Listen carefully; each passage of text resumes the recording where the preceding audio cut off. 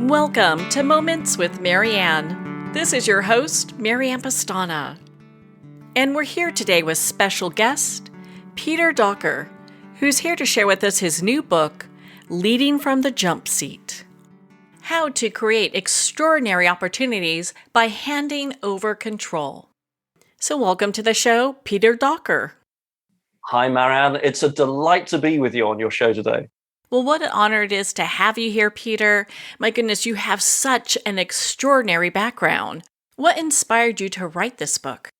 Well, we've had a bit of a lockdown, haven't we, in different parts of the world over the last couple of years. So it was a wonderful time when I couldn't travel to sit down and write. But I've had an extraordinary set of opportunities in my life, Marianne. I started my working career in the Royal Air Force as a pilot. I got to become quite a senior officer. I've led people in combat. I've faced aircraft emergencies and different situations. I've gone on to be a negotiator for the UK government with Russia and various other places, led huge projects, and then been a speaker around the world, worked with Simon Sinek for about 8 years, wrote a book with him. And so I've had the opportunity, one measure, I've been to 94 countries now, and had the opportunity to work with people at the leadership level in practically every industry you can imagine, and in so many different cultures. And it's been an extraordinary experience. And I thought, let's bring all that together, the things that I've learned along the way through my career and what I've learned from other people and other leaders. And let's try and put it into a book that is readable and also gives people something that they can try and put into practice. So now just seemed like the perfect time to do all that. Well, I was really impressed with your book because you do touch on so much that I think is very powerful for a lot of people. I mean, we have a lot of people talking about the Great Resignation, where so many people have left their jobs and they're redefining themselves. And I felt that your book really kind of gives people a roadmap on maybe how to chart that new course for themselves. Writing a book on leadership, it is focused on business, but the first part of the book, it focuses on, us, the reader, because leadership is as much about learning how to lead your own life as it is about leading others, because the better we can lead ourselves, the better we can lead others. And it's a continuous journey. I'm still learning in both those fields. I'm still learning about leading myself, and I'm still learning about how to lead others better. So yes, at a time in the world where many people have had the opportunity to sit back and reflect on where they are in their life, what's really important to them, if not redefine themselves, get greater clarity on the direction in which they want to step. And the first part of the book does actually focus very much on that. It helps the reader understand, discover what's deeply important to them. And the reason that's valuable is because when we can identify what I refer to as our non-negotiables, our drivers, what we stand for, these are unshakable, our unshakable non-negotiables. These things don't change. And when we can put those things into words, they create an enormous reservoir of energy for us to draw on, which enables us to step forward into the unknown. It enables us to overcome the challenges of change and uncertainty.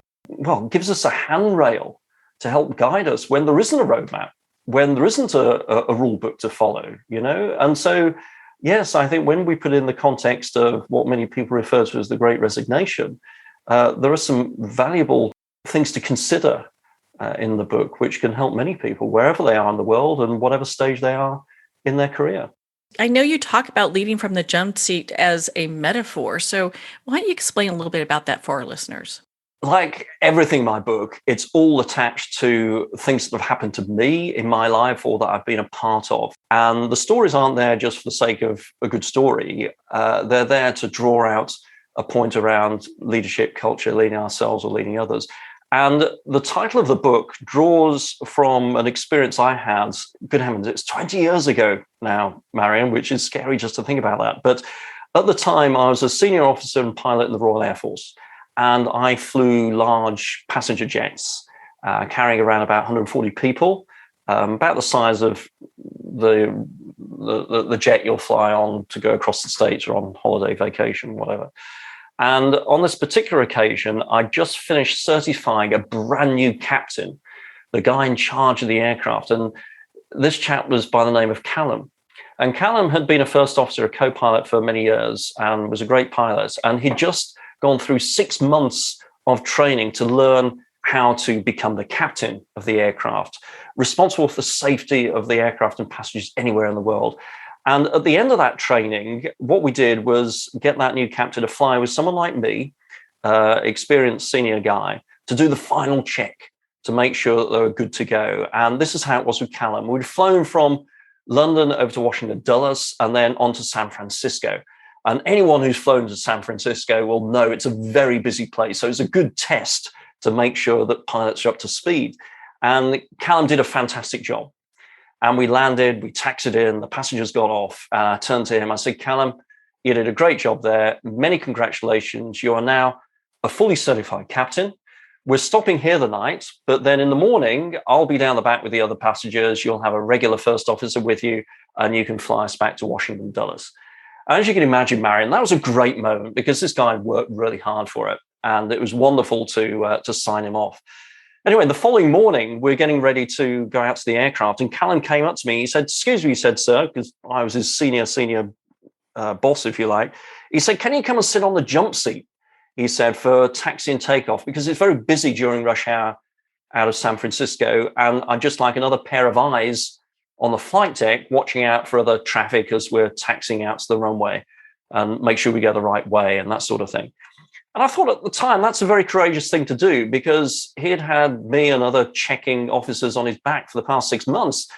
And this was his chance to, not have that anymore. But no, he was connected to the higher purpose, which was the safety of the aeroplane. And he wanted me to sit on the jump seat. And the jump seat is a seat on the flight deck of many big aircraft. It's usually empty, but it's immediately behind the two pilots. You can reach them, you're that close, you can touch them on the shoulder. And you get a great view of what's going on as the aircraft is maneuvering. So that's where he wanted me to sit. And I strapped in and we taxied out. And Callum did a great job, as I knew he would. And finally, we had our clearance to take off. We thundered down the runway and we got airborne.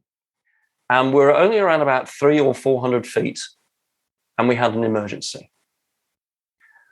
And what I then chose to do in the next 2 seconds would dictate whether I and everybody else on the board, that aircraft that day, the 140 people, whether we would survive or not.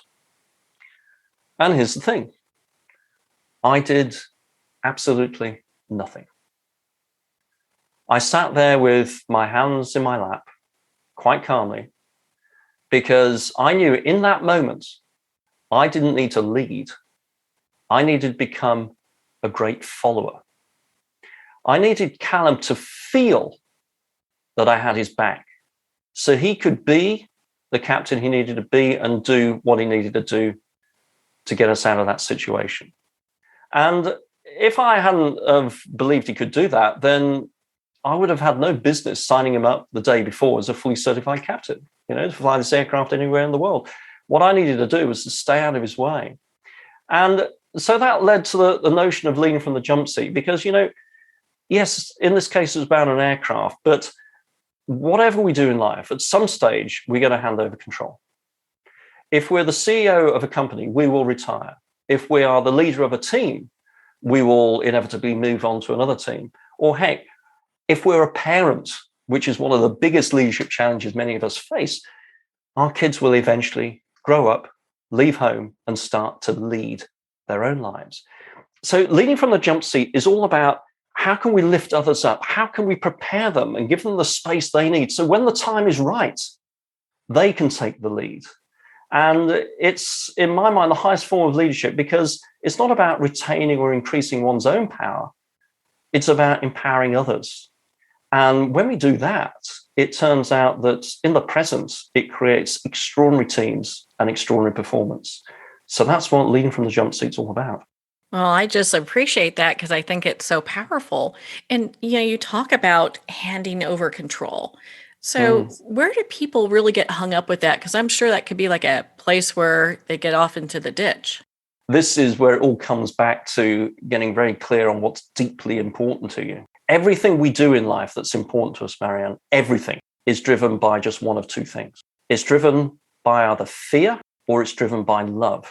Now, I'll come back to love in a minute, because particularly when I'm talking in business circles, people get a little bit jittery when I'm talking about being driven by love. So I'll come back to that in a minute. But let's deal with fear, first of all, because that directly answers your question.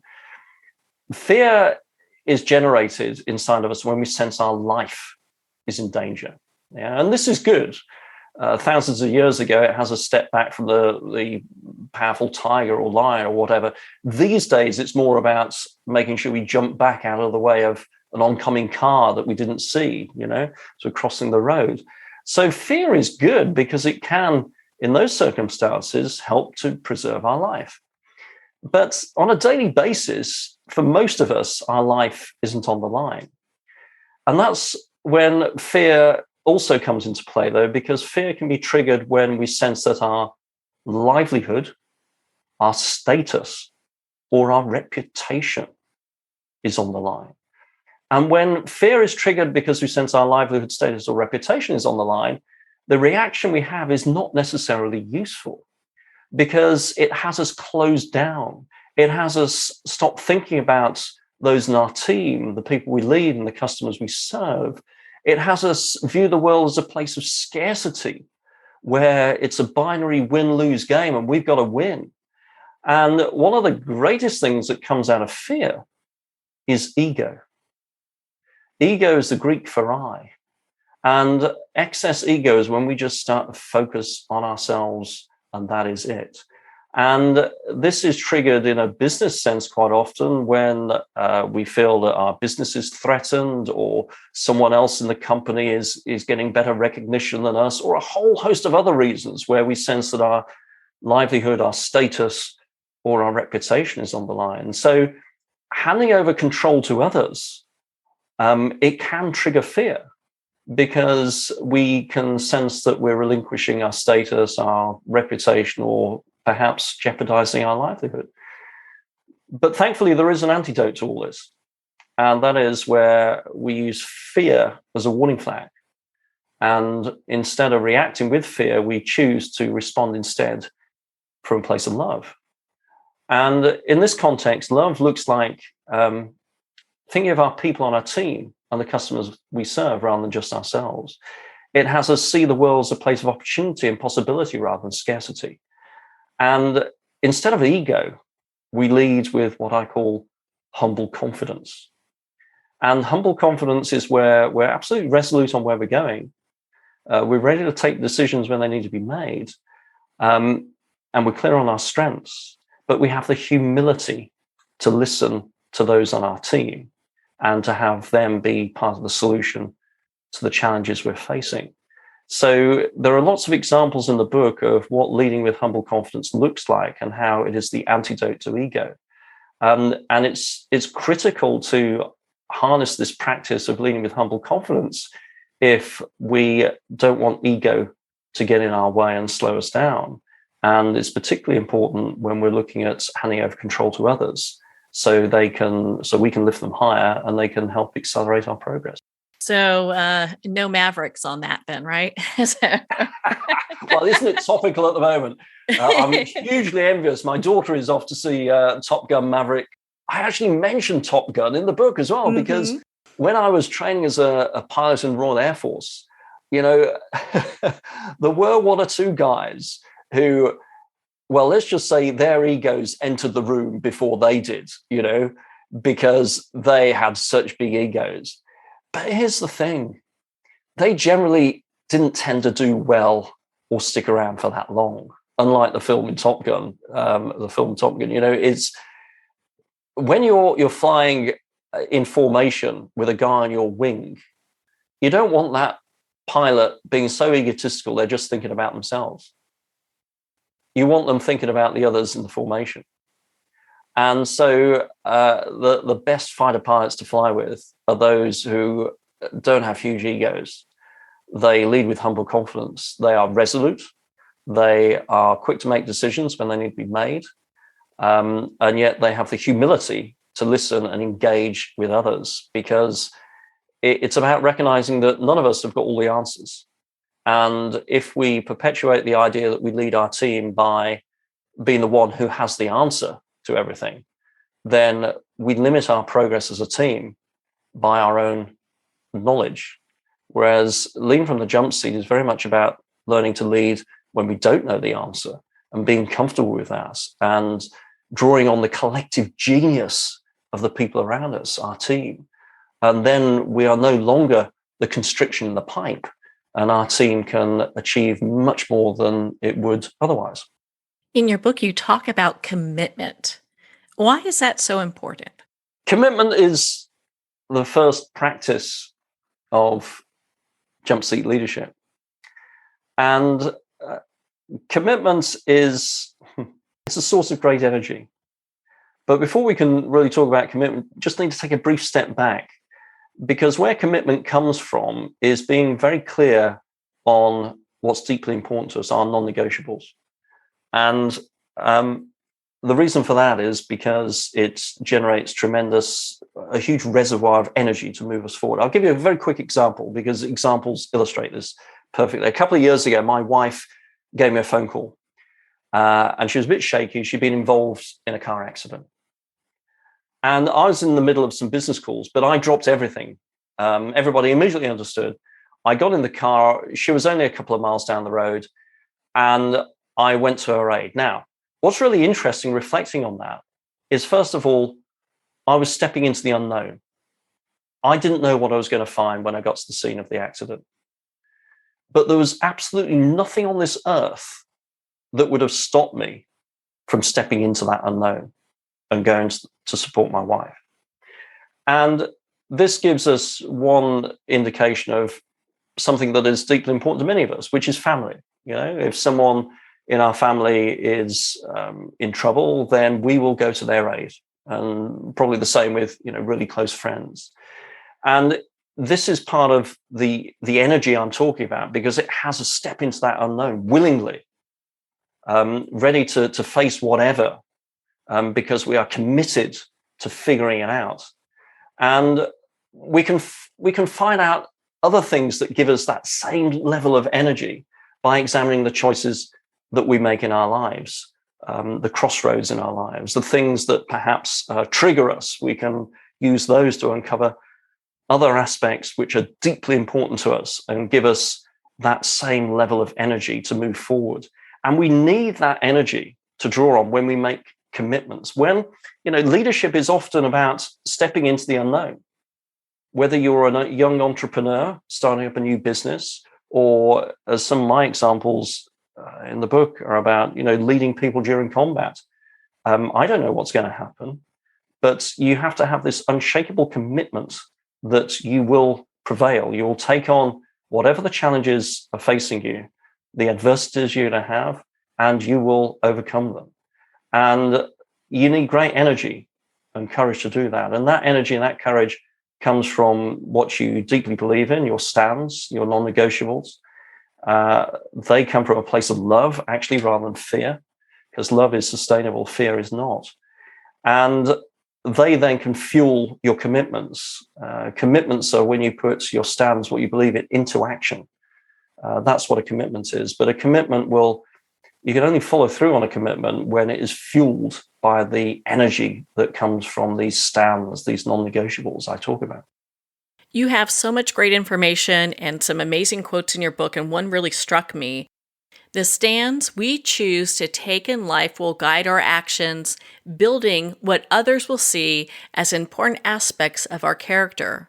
This is why it is important for us to take a close look at the actions we choose to take. Absolutely. And perhaps just expanding on that a little bit, I use quite a few distinctions in language in the book, because when we have distinctions in language, it helps us have different conversations and get different results. So here's one distinction. It's the difference between a stand and a position. A position is against something, okay? And we don't need to look far in the newspapers or politics or world affairs to find people taking up positions against something. And it's a perfectly human natural reaction to have. But the thing with a position is that in order to exist, it has to have a counter position. If there's no counter position, your position dissolves. Okay. A stand, on the other hand, is for something, not against, it's for something. And a stand is about what you believe. And the power of a stand is that it's not dependent on anything or anyone else to exist.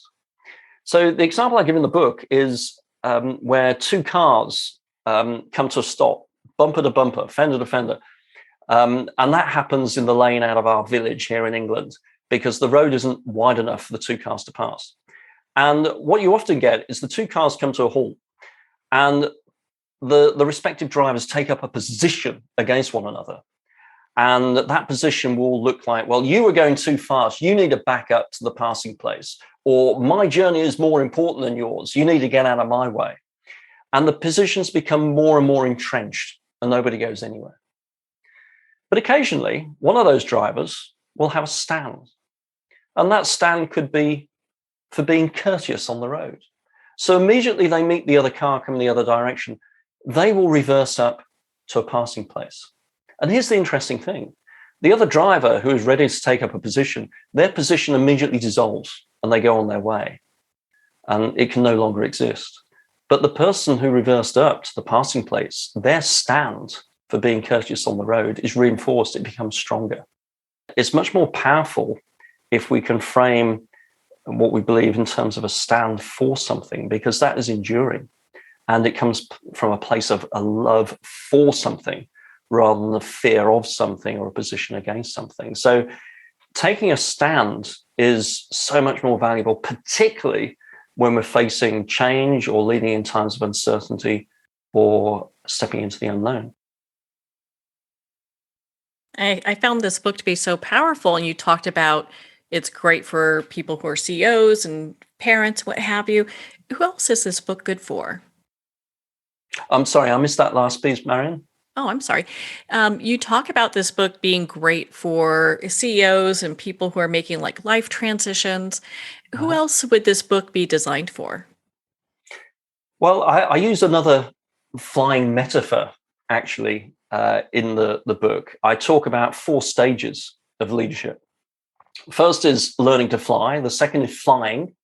The third is teaching others to fly. And the fourth is leading from the jump seat. And what those look like is this, learning to fly, first of all, that applies quite often to perhaps someone who is just about going to college or university. They're trying to figure out what's deeply important to them, their path in life they want to choose. And we all go through that. Some people might go straight into the workplace or take up apprenticeships. But it's a time of figuring it out. But then say we've gone to college and, I don't know, we've graduated in computer science or whatever it is, we then get employed for our new skills. And we get into that job, and that's when we start to enter the second phase, which I call flying. And flying is when, well, some people might call it being in flow, when it's really good. I'm sure at the start of your broadcasting career, Marion, at the start you're a bit unsure, but then you became the professional you are and you're just in flow, and you were loving it. And that's when we'd say you're flying. But then perhaps you then get promoted, and all of a sudden you're not doing the job that you were hired to do initially. You are looking after a team of people who are doing that work. And that's when we step into the third stage, which is teaching others to fly. And that's where you're starting to lift others up and share your experience and help them grow. But then finally, perhaps you become senior in an organization and you start to take a step back.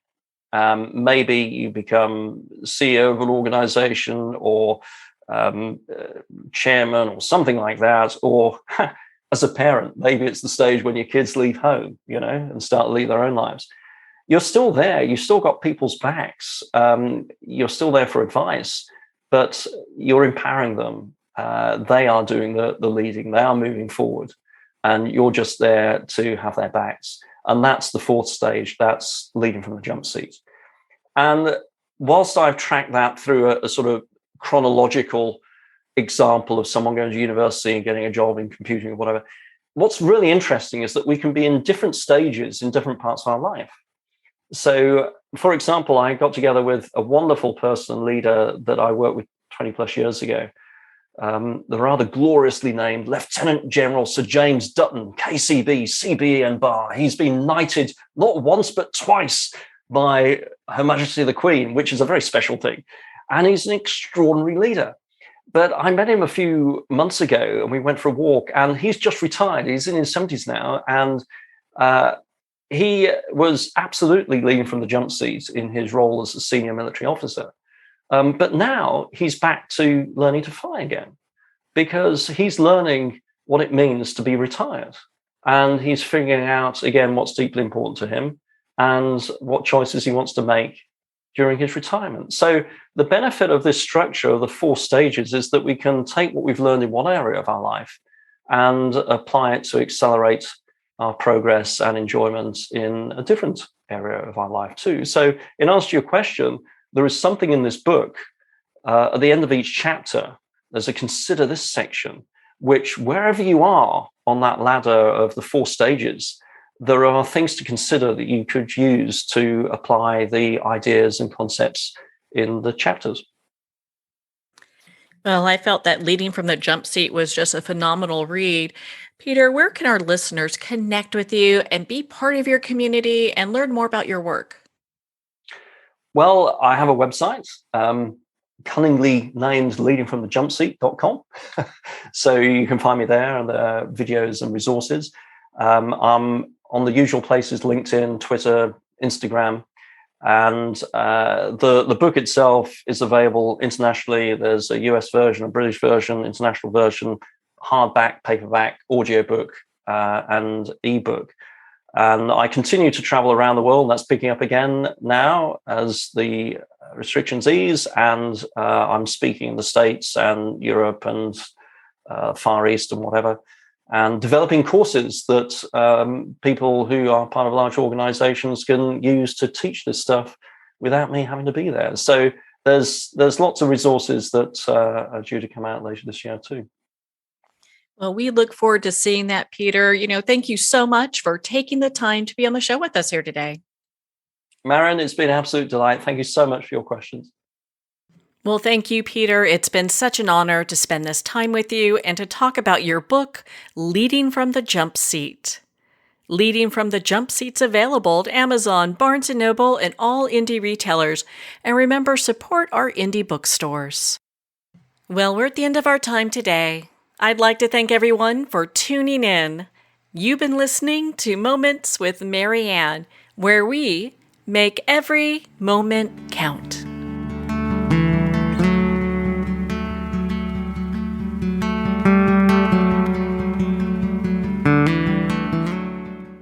In a single moment, your life can change. Moments with Mary Ann is a transformative hour that covers an endless array of topics with the best of the best. Her guests are leaders in their fields, ranging from inspirational authors, top industry leaders, and business and spiritual entrepreneurs. Each guest is gifted and a true visionary, a recognized leader in her own work, and while teaching others to develop, refocus, and grow, Mary Ann will bring the best guest and sometimes a special surprise. Don't miss this. You never know just which moment will change your life forever.